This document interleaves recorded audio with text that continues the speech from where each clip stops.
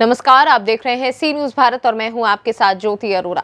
वक्त हो गया है बुलेटिन का, जिसमें हम जानेंगे कि कहां त्रिस्तरीय पंचायती चुनाव के संबंध में ब्रीफिंग मीटिंग का आयोजन किया गया, कहां त्रिस्तरीय पंचायत में कोविड-19 का नहीं दिखा लोगों में डर और कहां मोटरसाइकिल की डिक्की से चोरों ने उड़ाए 50,000 रुपए। इन सभी खबरों को जानेंगे विस्तार से। आइए नजर डालते हैं इस वक्त की बड़ी खबरों पे। रिजर्व पुलिस लाइन जनपद आगरा स्थित बहुउद्देशीय हॉल में त्रिस्तरीय पंचायती चुनाव के संबंध ब्रीफिंग मीटिंग का आयोजन किया गया। इस दौरान एडीजी राजीव कृष्ण, आईजी नवीन अरोरा और एसएसपी मुनिराज द्वारा होने वाले मतदान के संबंध में ब्रीफिंग की गई। अधीनस्थों को चुनाव शांतिपूर्ण तरीके से संपन्न कराने संबंधित उचित दिशा निर्देश दिए गए। कोविड-19 के प्रोटोकॉल का पालन करते हुए मतदान कराए जाने के संबंध में अधिकारियों द्वारा निर्देश दिए गए। अभी फोर्स अभी आ चुका बाहर से, हमको पर्याप्त फोर्स मिला है, कांस्टेबल्स और होमगार्ड, इसका साथ साथ पीएसी भी मिला है मेरे पास, कई कंपनी पीएसी भी मिली है और सेंट्रल पैरामिलिट्री फोर्स भी एक कंपनी मिली है। इसका इन लोगों का सबका हमने ड्यूटी लगा दी है।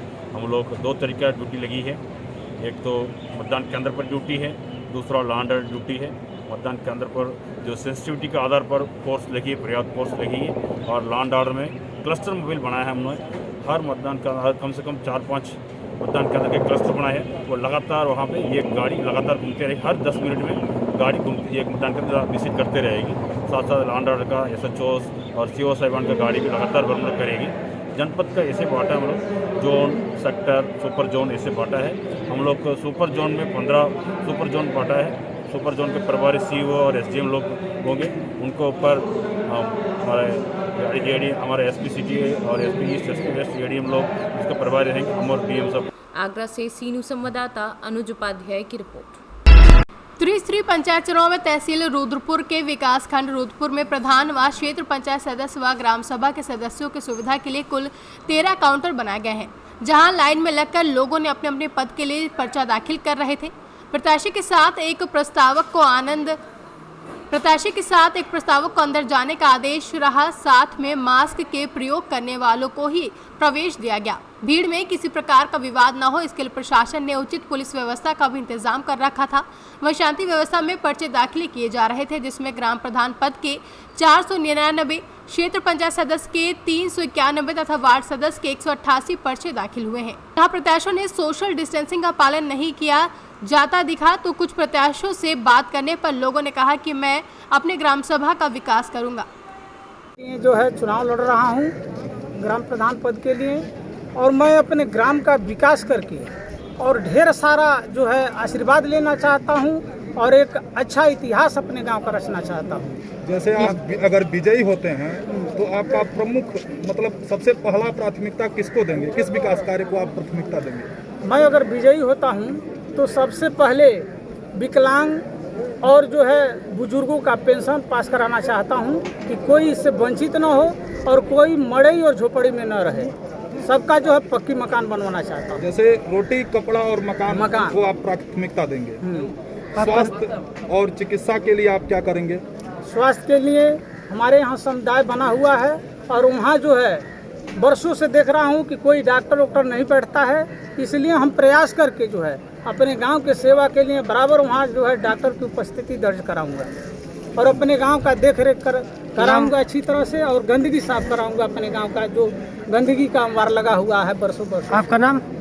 मेरा नाम राम गुलाब है, गाँव लालपुर परसिया। क्या नाम है आपका? नेहा दिवाकर। नेहा दिवाकर जी किस गांव से रहने वाली हैं और किस पद का चुनाव लड़ रही हैं? श्रीनगर कोनुआ की रहने वाली है और DDC की चुनाव लड़ रही है। DDC का चुनाव लड़ रही हैं? क्या हाँ। क्या आपका एजेंडा है, किस लिए चुनाव लड़ रही हैं? गांव का चौमुखा विकास करना और गांव में जो भी सुविधाएं आती हैं उनको जनता तक पहुंचाना। आप इनके प्रतिनिधि हैं? जी जी। क्या नाम है आपका? ऋषिकेश कन्नौजिया। ऋषिकेश कन्नौजिया। प्रत्याशियों के लिए जो है क्या व्यवस्थाएं की गई हैं यहाँ ब्लॉक पर आपकी तरफ से?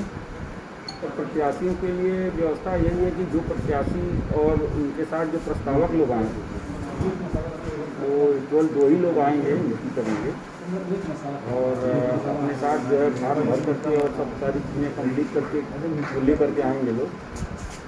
और इसकी व्यवस्था इसलिए की गई है कि ज़्यादा भीड़ न इस कैंपस में जमा होने पर। तो ये यही व्यवस्था है। बाकी तो सारी व्यवस्थाएं यहाँ पे पानी वगैरह पीने की व्यवस्था जो सरकारी लोगों के लिए है ही। जी, आपका क्या नाम है और किस पद पे यहाँ वर्क कर रहे हैं सर? तो मैं अजय कुमार सिंह और आरओ के पद पे यहाँ पे निर्वाचित डीएम साहब द्वारा नामित में किया गया हूँ।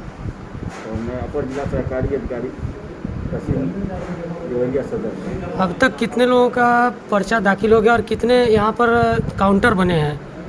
ये कुल 13 काउंटर यहाँ पे बने हुए हैं और पर्चा दाखिला जो है 310 पर्चे प्रधान का दाखिल हो गया है और से कितना जो है उसके बीडीसी और 67 सदस्य। देवरिया से सी न्यूज़ संवाददाता मोइन खान की रिपोर्ट। फतेहपुर झंडा चौक के समीप लगी बाइक की डिक्की में रखे 50,000 रुपये को चोरों ने साफ कर दिया। मिली जानकारी के अनुसार फतेहपुर प्रखंड के तपसा गांव निवासी सुरेश यादव झंडा चौक स्थित ललन पाइप्स दुकान के समीप बाइक लगाकर दुकान के अंदर गया था कि बाइक पर नजर गड़ाए चोर ने बाइक की डिक्की में रखा रुपया लेकर फरार हो गया। हालांकि उसे दौड़कर पकड़ने की कोशिश भी की, लेकिन चोर भागने में सफल रहा। हालांकि वारदात सीसीटीवी में कैद हो गई है। घटना की सूचना मिलते ही विधि व्यवस्था प्रभारी भरत शाह ने घटनास्थल पर पहुंचकर मामले की जांच की। उन्होंने बताया कि मामले की जांच की जा रही है। संबंधित सीसीटीवी फुटेज के आधार पर जांच जारी है। गया से सीनू संवाददाता विकास कुमार की रिपोर्ट। नवरात्रि के पहले दिन श्रद्धालुओं ने मंदिर में जाकर पूजा पाठ की। जनपद झांसी में अलग अलग मंदिरों से खास तस्वीरें सामने आ रही हैं। आइए तस्वीरों में देखते हैं कि कोरोना काल में झांसी के मंदिरों में नवरात्र को लेकर क्या माहौल है। देश भर में 13 अप्रैल से चैत्र नवरात्र शुरू हो गए हैं। कोरोना काल में मनाए जा रहे नवरात्र में काफ़ी एहतियात बरतने के भी निर्देश दिए गए हैं। कोरोना काल में भी भक्तों में उत्साह बना है। 21 अप्रैल तक चलने वाले इस पावन पर्व पर मां दुर्गा के 9 स्वरूपों की पूजा अर्चना की जाती है। इस खास अवसर पर नगर के जनप्रतिनिधियों सहित तमाम दिग्गजों ने शुभकामनाएं दी हैं। नवरात्रि के पहले दिन आज श्रद्धालुओं ने मंदिरों में जाकर पूजा पाठ किया। इसी क्रम में शहर कोतवाली स्थित प्राचीन पचकुइया मंदिर पर भक्तों की लंबी कतारें लगी रही। तड़के ही महिलाओं व पुरुषों की भारी संख्या मंदिर में पहुंची और हाथों लिए बर्तनों में भरे जल। मेरा नाम पवन कुशवाहा है। आज नवदुर्गा का पहला दिन था पचकुइयों पर, तो आप कैसा क्या देख रहे हैं बाजार और कैसा क्या चल रहा है इधर?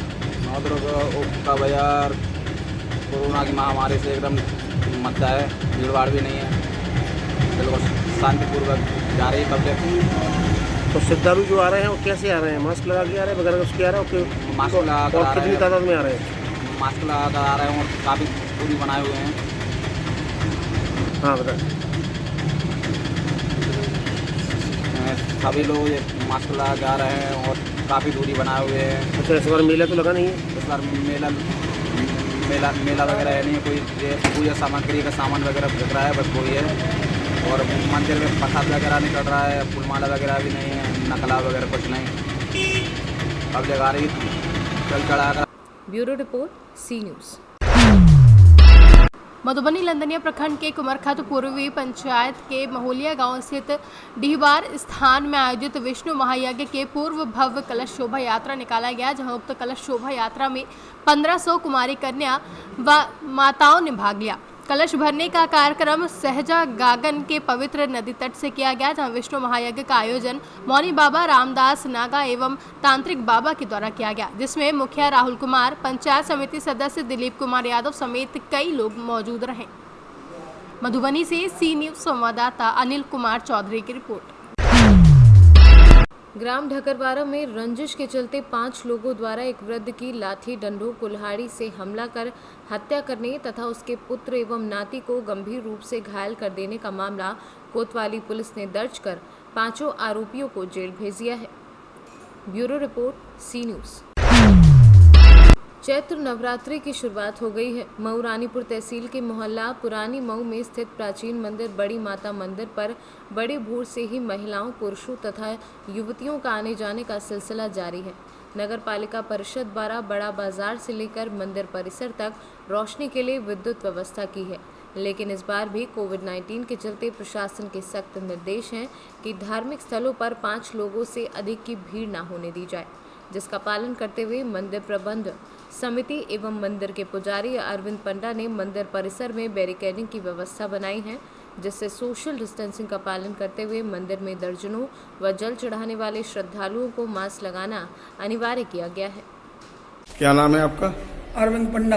यहाँ मंदिर के पुजारी हो? जी पुजारी हैं। अच्छा, कल से नवरात्रि चालू हो रही है, इसके लिए क्या व्यवस्था है मंदिर की तरफ से? शासन के निर्देशानुसार जी बिल्कुल पूरी व्यवस्था की है। हम आगे बल्ली लगाई हुई है, बैरिकेडिंग की हुई है, इससे आदमी मंदिर के आसपास नहीं जा पाएगा, न छू पाएगा, महामारी को स्पर्श नहीं करेगा, न जल चढ़ा पाएगा।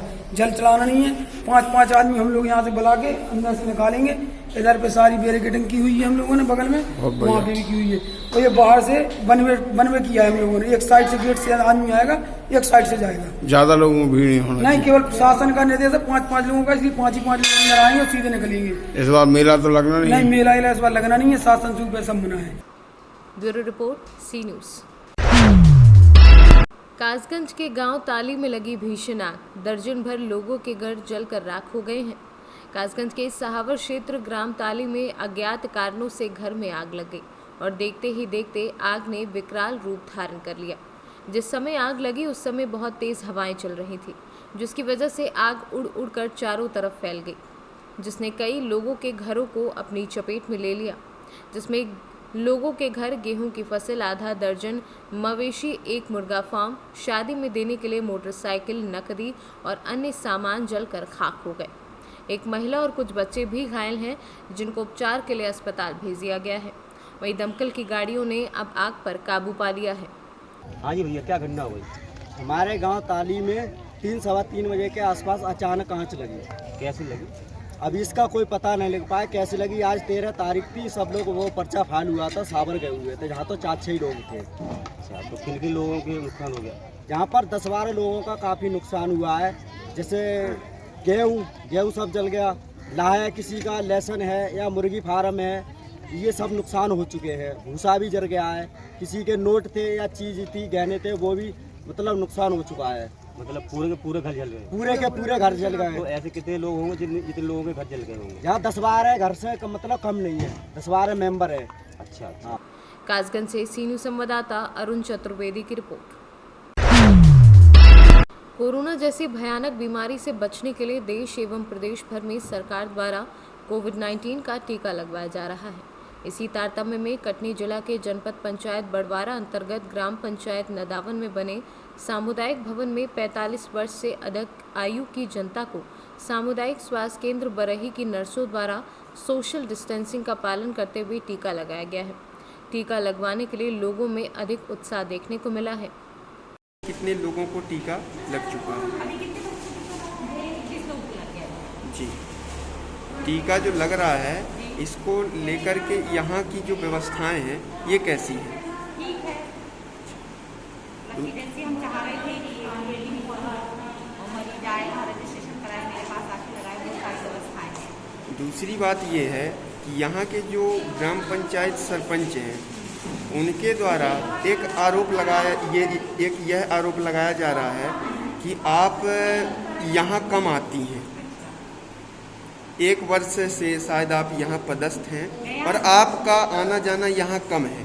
इस संबंध में आपका क्या कहना है? मैं नहीं, देखिए मेरे द्वारा जो सेवा दी जा रही है मैं पूरी तरीके से दे रही हूँ। अगर वो इस चीज़ों से संतुष्ट नहीं है तो उसके लिए मैं कुछ नहीं कर सकती। नाम क्या है आपका? हर्षद। किस पद पर है? कल से वैक्सीनेशन का काम शुरू है। कल लगभग 100 लोगों को वैक्सीनेशन लगाया गया है। आज लगभग अभी तक 25 लोगों को वैक्सीनेशन हो चुका है। आज त्यौहार की वजह से कुछ लोग व्रत हैं, कुछ लोगों की तबीयत खराब है, इसलिए आज का काम और कुछ स्लो चल रहा है। और शासन का ये जो योजना है, लोगों को बताया गया है कि आप टीका लगवाइए और शासन की गाइडलाइन के अनुसार यहाँ टीका लग रहा है। कर्मचारी कार्य कर रहे हैं और निरंतर चल रहा है। अधिकारियों से मेरी बात हुई, बात होने पर उन्होंने ये बताया कि कि ग्राम नदावन में अभी लगभग 2-3 दिन और वैक्सीनेशन का कार्य चलेगा। व्यवस्था को लेकर क्या कहना चाहती हैं, वहाँ कैसी व्यवस्था है? लगभग ठीक चल रही है, ऐसा कुछ नहीं है। अभी वैक्सीनेशन के लिए तो व्यवस्था ठीक चल रही है, बाकी इसके अलावा और जो स्वास्थ्य विभाग का कार्य है तो हमारे यहाँ ठीक तरह से नहीं चल रहा है। कैसे नहीं चल रहा है? इसलिए नहीं चल रहा है कि यहाँ जो कर्मचारी पदस्थ हैं, अभी जैसा कि मैंने बताया कि यहाँ पर हमारे यहाँ एक हर्षा दुर्वे नाम की एक सिस्टर पदस्थ हैं, वो यहाँ रहती नहीं है। मेरी उनसे चर्चा हुई, चर्चा के समय उन्होंने ये बताया कि मेरी पोस्टिंग यहाँ नहीं है, मेरी पोस्टिंग कहीं दूसरी जगह है, मेरे को अटैच किया गया है। मैंने उनसे पूछा कि अटैच है तो आपका आने जाने का यहाँ पर दिन क्या है? उन्होंने कहा मेरा कोई दिन नहीं है, जिस दिन काम होता है उस दिन मैं आती हूँ। इस संबंध में अधिकारियों को मैं अवगत भी करा चुका हूँ मौखिक तौर पर और लिखित रूप में, पर उसको संतोषजनक कोई जवाब मिला नहीं। इसलिए स्वास्थ्य विभाग का काम हमारे यहाँ ठीक तरह से नहीं चल रहा है। आज क्या आपको भी टीका लगा है? आज मेरे भी हाँ फर्स्ट वैक्सीनेशन मेरे हुआ है और इसके अलावा सेकेंड वैक्सीनेशन शायद 28 दिन बाद होगा। अपने ग्राम पंचायत की और अपने आसपास क्षेत्र की जनता को आप क्या संदेश देना चाहते हैं? मैं संदेश देना चाहता हूँ कि शासन। कटनी से सीनू संवाददाता नीरज तिवारी की रिपोर्ट।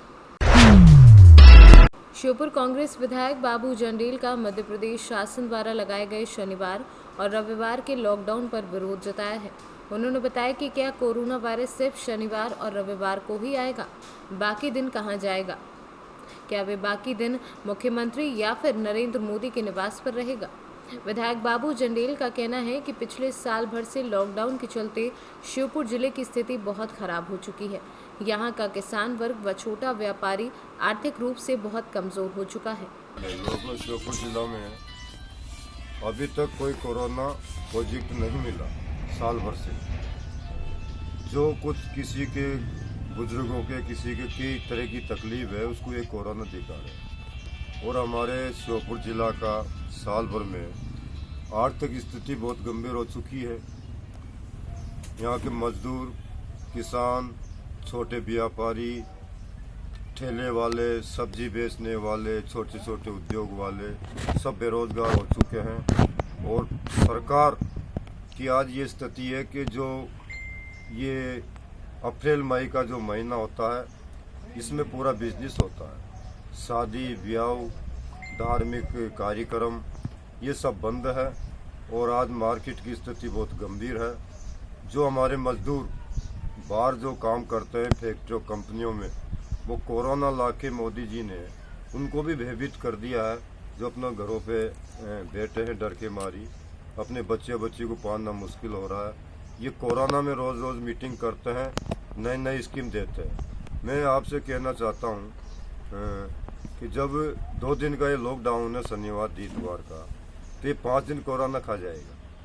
क्या ये माननीय मुख्यमंत्री जी के निवास पे रहेगा या माननीय नरेंद्र मोदी जी के निवास पे रहेगा? ये भीड़ 5 दिन बोई रहेगी बाजार में। 2 दिन से ये बेरोजगारी का एक साधन है।